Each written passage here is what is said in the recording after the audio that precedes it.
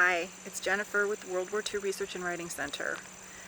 I wanted to talk today about genealogy and getting to know our ancestors.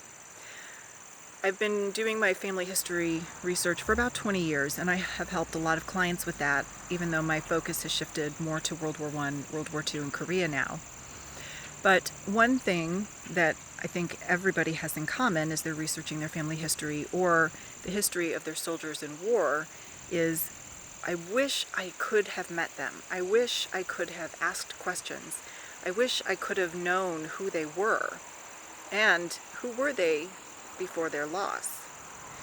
Did you know that when you research military service, a lot of times in the OMPF, that service file, or the World War I burial file, or the World War II and Korean IDPFs, there are often handwritten letters from family members.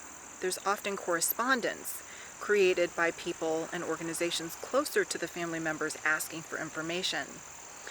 Using those records, we can often get to know the people in our lives that have passed that we didn't get a chance to know while they were living. One example is when my great-granduncle Michael Kokoska was killed in World War I. When I sat down to read his burial file, which was about 40 pages long, there were several handwritten letters from his parents. And while I, of course, would have never known them, even if they'd lived to have been 100, I did learn a lot about their pain. I learned a little bit more about their family and just how much they loved their son and how much they wished in their older age that they could have his remains brought back as soon as possible.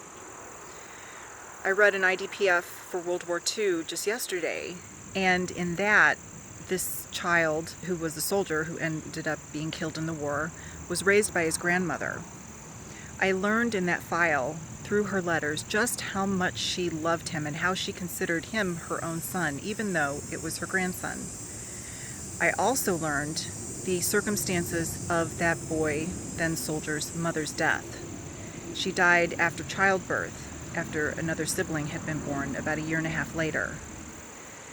I learned about the pain the family went through, how the father wasn't really around, and a lot of other things. So when you're looking through these records, pay attention to that deeper level of information and think about how that can help you better understand your family members. I'd love to hear what you found in your research. Please share with us.